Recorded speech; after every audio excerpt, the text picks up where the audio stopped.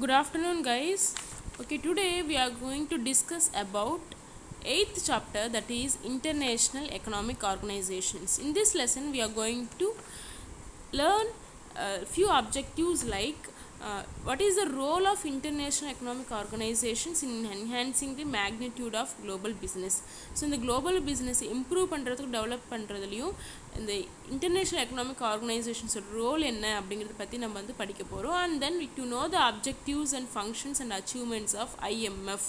So IMF international monetary ஃபண்டோட objectives என்ன, functions என்ன, அண்ட் அதோட அச்சீவ்மெண்ட்ஸ் என்ன அப்படிங்கிறத பார்க்க போகிறோம். And then world bank and world trade organisations பற்றி படிக்க போகிறோம். Okay, so and coming to the next one, to study about the trade blocks. So trade blocks பற்றி படிக்க போகிறோம். எது மூலிமா அப்படின்னு பார்த்தீங்கன்னா SAARC, ASEAN and BRICS and then அதோட objectives and functions and achievements பற்றி படிக்க போகிறோம். So these are all the few objectives we are going to study in this lesson. And coming to introduction. So இன்ட்ரடக்ஷனுக்கு வந்து பார்த்தீங்கன்னா லாஸ்ட் யூனிட்ல நமக்கு என்னென்ன படிச்சிங்க ஒரு வாட்டி ரீகால் பண்ணிட்டீங்கன்னா, so we have studied about the basis of trade. So trade பற்றி படித்தோம். And gains from trade. So ட்ரேட்லேருந்து என்னெல்லாம் கெயின் பண்ணுறோம். And then terms of trade and BOP and then foreign exchange. So these are all the few topics we covered in the last unit. So when trade takes place among countries, the developed countries always stand to gain and the LDC suffer from the adverse terms of trade as well as balance of payments அப்படின்னு சொல்கிறாங்க.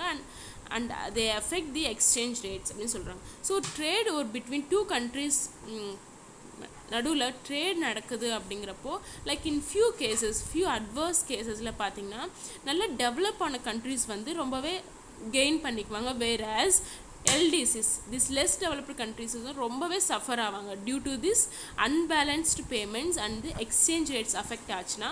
So யார் வந்து suffer ஆகிறா, less developed countries வந்து ரொம்பவே suffer ஆகுறாங்க. Whereas developed countries are gaining a lot. அதோட reason என்னென்னு பார்த்தீங்கன்னா, reason will be so unbalanced payments and exchange rate affecting their exchange rates. So these are the reasons why LDCs are suffering. So coming to our topic, so Great Depressionனாலையும் Great Depression where 1930s வந்து United states வந்து like they were affected by the Great Depression. So Great Depression indicates the like drastic economic fall. So ஒரு economy வந்து ரொம்பவே வந்து fall இருக்கும். And then என்ன ஆகும், இந்த நிறைய எக்கனாமிக் க்ரைசிஸ் வந்துச்சுன்னா என்ன ஆகும் அப்படின்னு பார்த்தீங்கன்னா ரொம்பவே வந்து ஃபுட்டுக்கு வந்து ரொம்ப கஷ்டம் ஆயிரும். அண்ட் தென் நிறையா அன்எம்ப்ளாய்மெண்ட் நிறையா ஆயிரும். So there will be adverse effect due to this Great Depression. So Great Depressionனாலையும் அண்ட் World War IIனாலையும் என்ன ஆச்சு அப்படின்னு பார்த்தீங்கன்னா like few nationalistic policies வந்து கொண்டு வந்தாங்க. நேஷனலிஸ்டிக் பாலிசிஸ்னால் ஒரு சேஞ்ச், ஒரு டெவலப்மெண்டல் ப்ரோக்ராம்ஸ் வந்து கொண்டு வந்தாங்க. அந்த ப்ரோக்ராம்ஸ்லேருந்து வந்தது தான் என்னென்னு பார்த்தீங்கன்னா IMF, that is International Monetary Fund. Okay, so இது எதுக்கு கொண்டு வந்தாங்க அப்படின்னு பார்த்தீங்கன்னா in order to control the exchange rates and exchange depreciation and also to boost exports and to restrict imports considerably. So நிறைய வந்து இம்போர்ட்ஸை வந்து கம்மி பண்ணுறதுக்கும் எக்ஸ்போர்ட்ஸை வந்து இன்க்ரீஸ் பண்ணுறதுக்கும் அண்ட் தென் ட்ரேட் ரெஸ்ட்ரிக்ஷன்ஸுக்கும் அண்ட் எக்ஸ்சேஞ்ச் கண்ட்ரோல் பண்ணுறதுக்கும் they have introduced this IMF, that is International Monetary Fund. நீங்கள் இங்கே பிக்சரில் பார்த்தீங்கன்னா these guys John Maynard Wright and Harry Dexter White. So இவங்க வந்து கம்பைனாக வந்து என்ன பண்ணியிருக்காங்க அப்படின்னு பார்த்தீங்கன்னா they are the founding fathers of both World Bank and International Monetary Fund. So these are the two persons who found the World Bank and International Monetary Fund. Okay, in short நான் சொல்லிடுறேன் இந்த international monetary fund எதுக்காக வந்து introduce பண்ணியிருக்காங்கன்னு சொல்கிறேன். So இந்த international monetary fund மூலயமா இந்த லெஸ் டெவலப்டு கண்ட்ரிஸ் வந்து ஹெல்ப் பண்ணுறதுக்கும் அவங்களோட எக்கனாமிக் சிச்சுவேஷன்ஸ் வந்து டெவலப் பண்ணுறதுக்கும் இம்ப்ரூவ் பண்ணுறதுக்கும் மெயினாக இந்த இன்டர்நேஷ்னல் மானிட்டரி ஃபண்ட் வந்து இன்ட்ரடியூஸ் பண்ணாங்க. ஓகேவா? So these were the two persons who introduced it. So எதுக்காக இன்ட்ரடியூஸ் பண்ணாங்க? After the Great Depression and the World War II, these two persons have introduced this in order to help the underdeveloped countries and less developed countries and to encourage their economic situations. So this is about introduction. And coming to the history, the Bretton Woods Conference proposed IMF, World Bank and International Trade Organizations in 1944. So இந்த ITO international trade organisations வந்து எப்போ வந்து found பண்ணியிருக்காங்கன்னு பார்த்தீங்கன்னா இந்த year of 1944. The IMF and the World Bank was started in 1945. So நல்லா ஞாபகம் வச்சுக்கோங்க, IMF and World Bank எப்போ ஸ்டார்ட் பண்ணியிருக்காங்க அப்படிங்கிறது ஞாபகம் வச்சுக்கோங்க, in the year of 1945, and ITO was started in 1944. So instead of ITO, an interim arrangement was made and named GATT, that is General Agreement of Tariff and Trade. So this GATT transformed into World Trade Organization. So the ITO use பண்ணாமல் there is a interim arrangement. So கேட்டுங்கிற program வந்து introduce பண்ணாங்க. இந்த கேட்டு தான் அப்புறம் இன்னும் transform ஆயிருக்கு, வேர்ல்டு ட்ரேட் ஆர்கனைசேஷனாக ட்ரான்ஸ்ஃபார்ம் ஆயிருக்கு. So WTO was formed in the year 1995.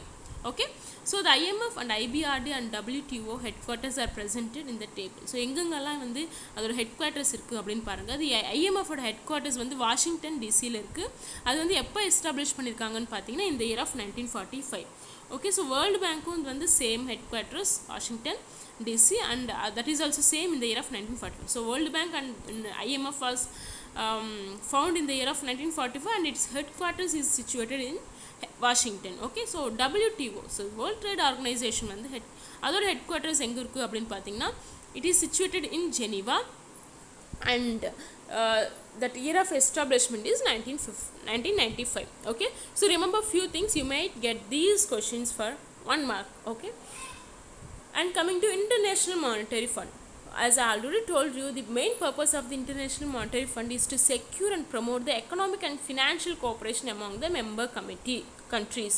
Okay, so இந்த கண்ட்ரீஸில் வந்து ஆல்மோஸ்ட் ஒரு 189 கண்ட்ரீஸ் வந்து கம்பைண்டாக வந்து அவங்க வந்து ஃபண்ட் வந்து டொனேட் பண்ணுறாங்க. எதுக்கு? IMFக்கு, இன்டர்நேஷ்னல் மானிட்டரி ஃபண்ட்க்கு வந்து டொனேட் பண்ணுறாங்க. இந்த ஃபண்டை தான் எதுக்காக யூஸ் பண்ணுறாங்கன்னா, as I already told you, to promote the economical and financial cooperation.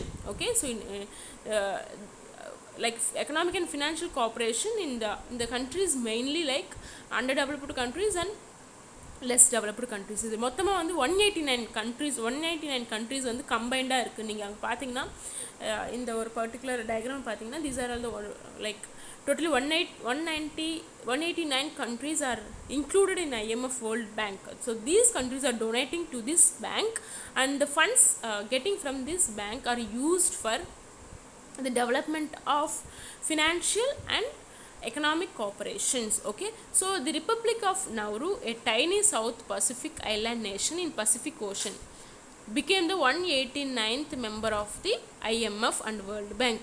So இந்த ஒரு டைனி சின்ன சவுத் பசிபிக் ஐலாண்ட் தான் என்னாச்சு 189th கண்ட்ரியை இன்க்ளூட் பண்ணியிருக்காங்க. ஓகேவா? எதில்?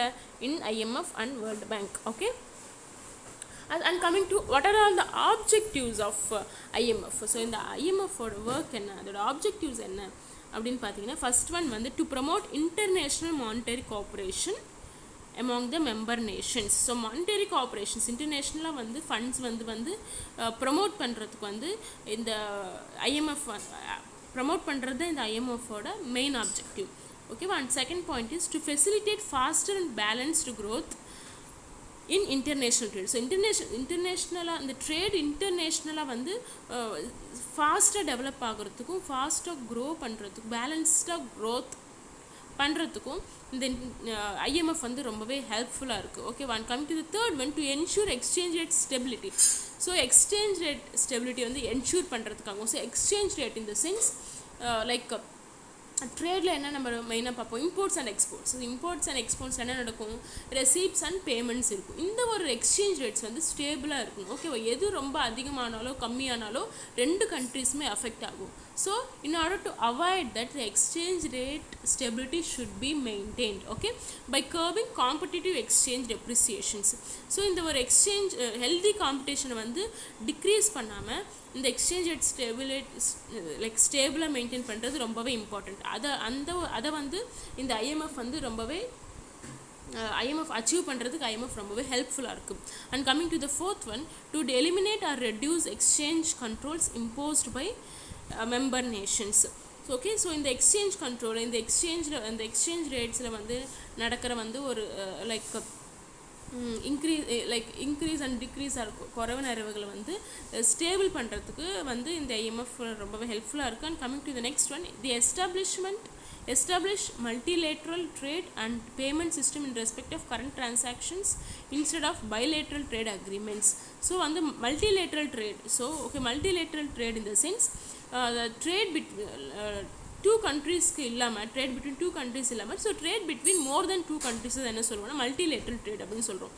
So and payment system in respect of current transaction instead of bilateral trade agreements. Okay, so current transactions மூலிமா வந்து இந்த வந்து funds transfer பண்ணுறதுக்கு ரொம்பவே ஹெல்ப்ஃபுல்லாக இருக்குது. Okay, so that is fifth point. And coming to the sixth one, to promote the flow of capital from developed to developing nations.